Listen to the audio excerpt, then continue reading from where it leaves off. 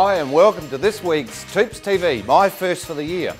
Now we'll be looking at the X and Y generation and their first home buying and renting.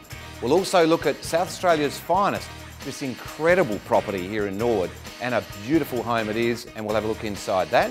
Then we'll also take any questions or queries that you might have. So please jump on the phones or get the emails going right now and we'll answer them at the end of the show.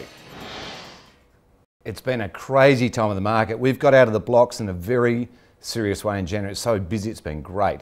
So we look at a real action out there. Land tax, how good was this week? We had release on land tax and some changes, we'll go through those. But before we do, we're going to go out to the streets and see what's happening with the renters who are also renting. And it's quite an interesting phenomenon. We're going to talk about that afterwards. Let's have a look at them. I don't think it's a bad idea. I mean, if you increase your portfolio, it's probably a good thing to do. Why would you buy something to rent it when you might as well buy to live in it and own it? If you can live on the cheap while you do that, then why not? You need to get into the market, and if you can't afford exactly what you want, and Gen Y tends to want what they want and nothing else, then at least getting into the market with an investment property is going to give them that edge later.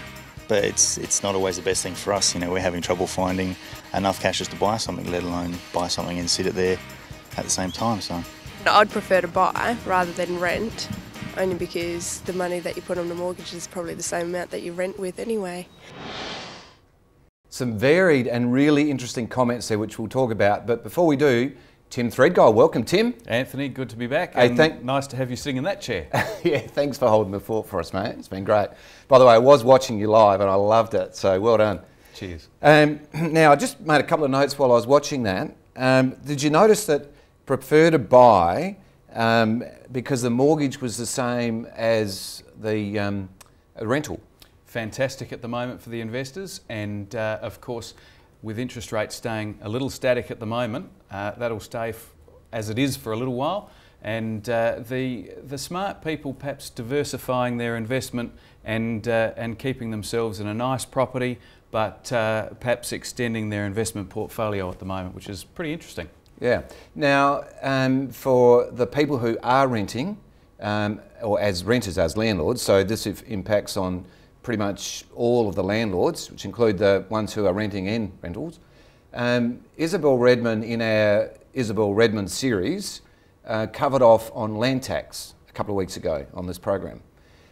This week, some very big news on land tax from the government. Been fantastic, hasn't it? You've been following it? Absolutely. An increase on the threshold on land tax from 150,000 up to 300, sensational, and 75,000 people affected in the positive way and having their land tax reduced or gone.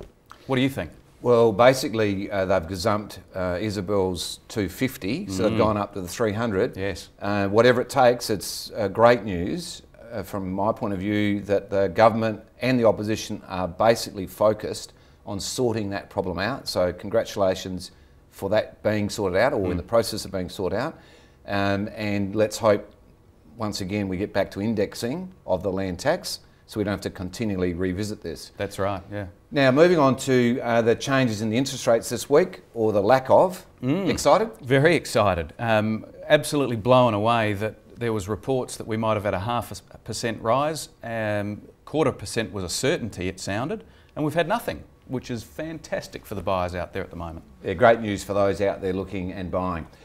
Now we have the Isabel Redman series, which most of you have been following, and we're going to cut now to the stamp duty and look at the impact and the philosophy and all of the dealings of the opposition in regards to stamp duty.